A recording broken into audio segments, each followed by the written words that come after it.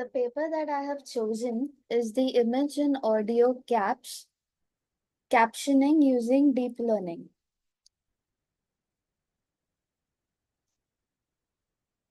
So this paper represents a methodology to automatically generate captions for images and background sounds using deep learning models. It proposes a system that recommends sounds that is based on the image scenes or the captions through a combination of NLP and machine state-of-the-art computer vision models. The first thing is the image captioning and assistance for visually disabled. Where could this paper actually be used? It could be used for the visually disabled people. So this model basically tries to generate the captions for what the images for whatever images are present.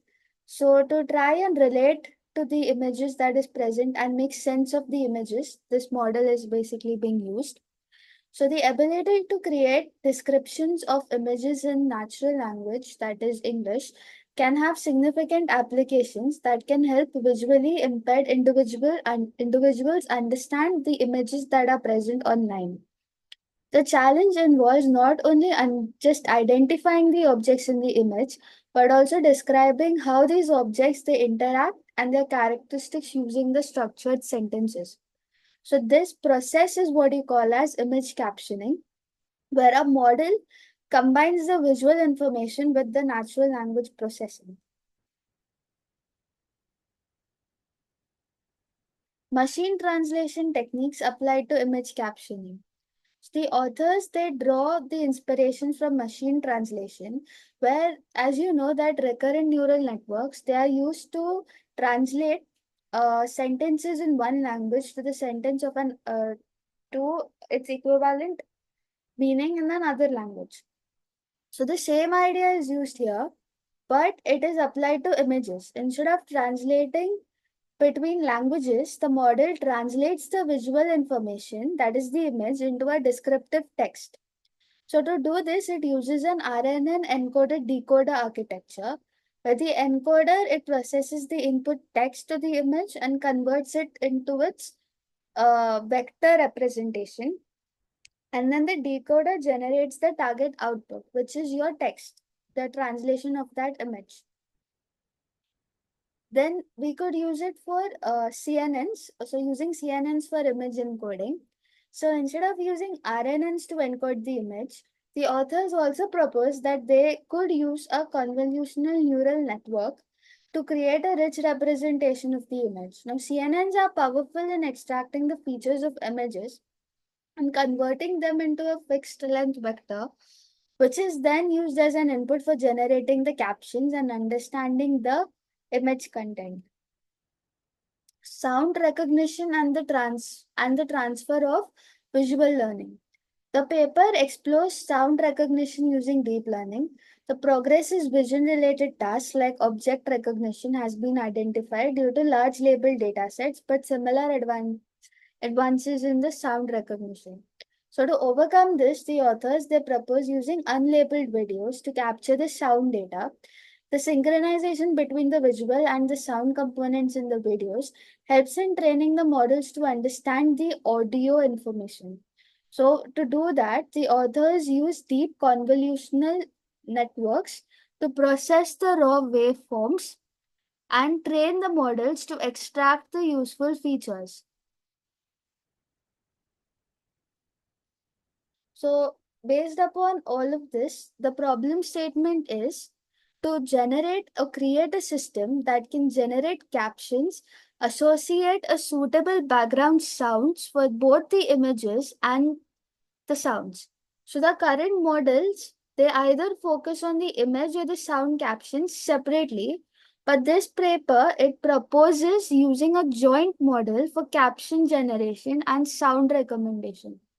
So this research it aims to improve image and sound recognition capabilities using neural networks that is CNNs and RNNs. It focuses on training the models with both labeled and unlabeled, which is semi supervised learning, showing how visual learning can transfer to sound analysis and highlights the potential for broader applications, such as aiding the visually impaired or detecting inappropriate content online. So there are different way approaches that could be there. So one is the current limitations in image captioning and scene recognitions. So whatever existing models are there, they perform image scene recognition and captions separately and not together. Even if they do perform it together, it has low precision. That's why this research paper proposes the need for a unified model. Then there is traditional approaches. So previous works which were there, they used the natural language descriptions from the visual data, especially in video, often used frameworks involving manually structured visual identifiers and formal language rules. So these methods have been applied in domains like sports or movement, but they are generally not flexible and they do not perform well in specific scenarios like this. So recent advancements and limitations. So the recent developments in object recognitions, they allow to create systems that generate natural language from the visual inputs. However, there is still limited in expressiveness and flexibility. Then there is an embedding approach where some models embed the images and text into a shared vector spaces and then allow for retrieval of these images using, let's say, Elasticsearch or something like that to focus on retrieving or matching the pre-existing images and their descriptions. So for doing so, the proposed model which is there, it uses a unified end-to-end approach which does all of the above. So the authors propose a model that combines the CNNs for image recognitions and RNNs for the sequence generation into a single unified system. So the RNN is trained in a end-to-end fashion that generates the image captions directly based on the visual input that is obtained from the CNN. This is an end-to-end integration that allows for better monitoring.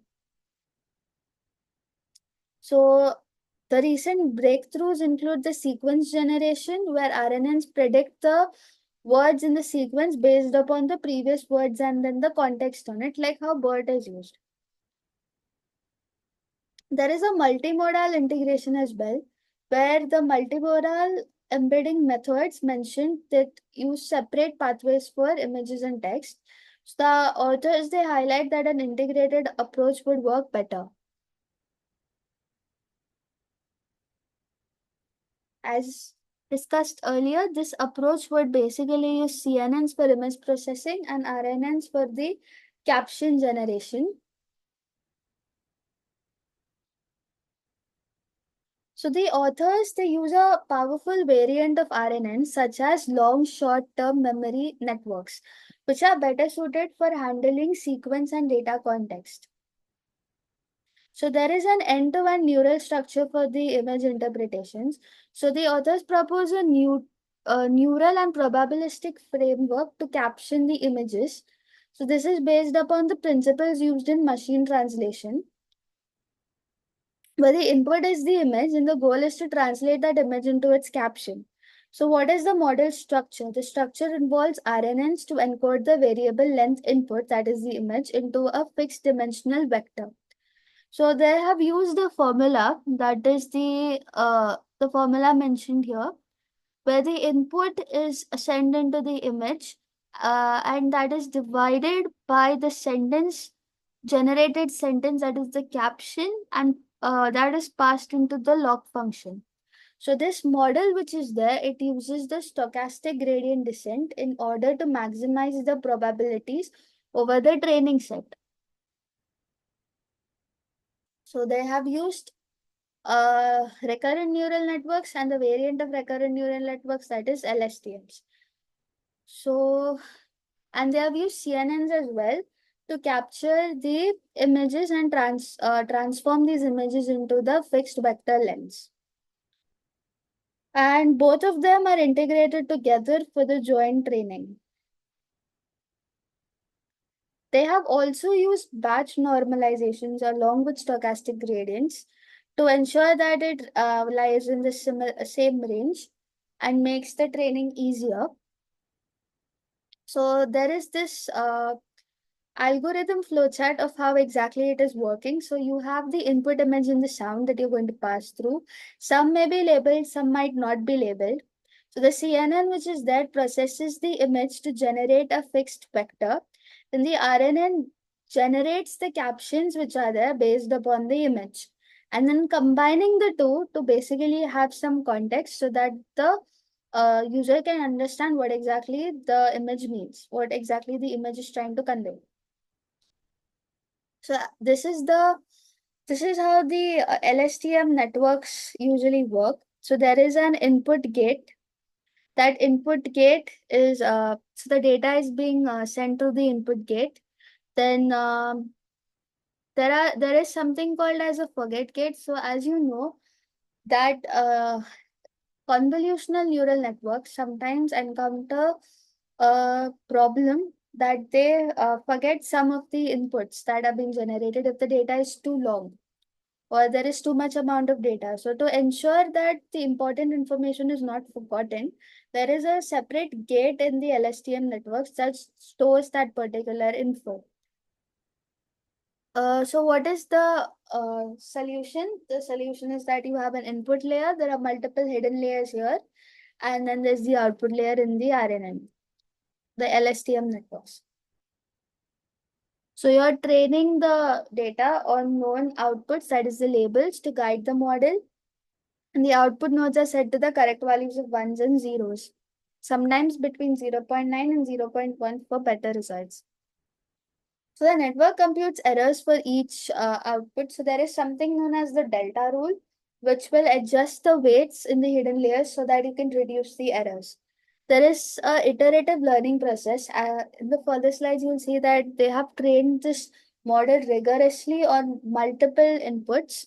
So it is to make sure that it is learning. They have used the iterative method, that is consistent connectionist learning, that enables the network to learn the patterns and also handle noisy data to basically handle overfitting as well. So the backpropagation algorithm, which was proposed in the 1980s, is very crucial to basically learn from the inputs. They have used the feed forward backpropagation, these two algorithms, in order to understand. So to do so, they have used the delta algorithm where the weights get updated in the forward as well as in the backward it, iteration. For the image processing segment, they have used the region of interest, that is the ROI, for an image to extract such as extracting the hand from particular images. So there is a binary mask that is applied to identify the region of interest, which is then used to extract the relevant features and while removing the background noise. So they have automated methods. Automated methods are preferred for generating these masks due to large volume of data to avoid the time consuming manual annotation process. So to ensure that there is uniformity, we have used contrast equalization. So neural network was trained in AWS using 2.8 in X GPUs for a duration of 3 days for over 5 million iterations. So it was used to basically, data set was cleaned, all the inconsistencies were removed, and there was a similarity between the training and test images that indicates that additional training the model accuracies could actually improve further. So this model achieved a top 1% accuracy across all different data sets. So what data sets were used? There was a Flickr image data set which has over 12,000 images. It was split into training, out of which 12,364 images were set as the training and 1,253 for validation and 536 images and 287 captions as the test set. So the dataset was organized to support tasks such as scene recognition, where the predictions were made based on the categories like the eatery or attributes like inside illumination and closed area. also to mention that they might have used data augmentation to increase the length of the data set and have a wide variety of images and their captions present. So this is the algorithm. So there is a training data with its features, that is supervised learning. The labels are present here. This is the cognitive algorithm, the heart of this whole structure where the learning process takes place.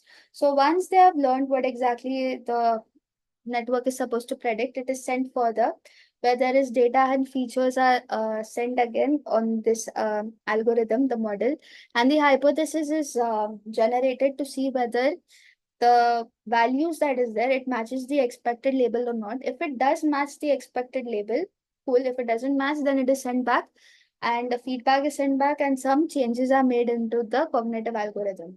So this is the same thing as we said. There are forward and backward propagations being used. There is an update parameter as well to check how much of the weights to update based upon the threshold value.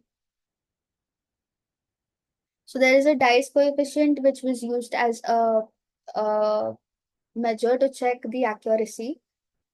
For images, usually dice coefficients is being used, and this is the architecture. As you can see, there are multiple convolutional layers. At the end, there is a softmax layer and the normalizing at the end. And there is pooling, that is max pooling and average pooling in between the convolutional layers. So this is the output. So this was the sample image input that was taken. And this was what exactly the heat map for the prediction was done. As you can see, the some areas which are highlighted on the food, some for the human figures, some as the background. So what was the prediction based on this? That type it is inside, that it is not happening. The image is inside some location. Second is there are people eating, so 0.6 for eat food related stuff, and people that are eating, so 0.163 for the people. And then the attributes as it is inside closed doors, there's no sun, there's a closed area, etc. As you can see that.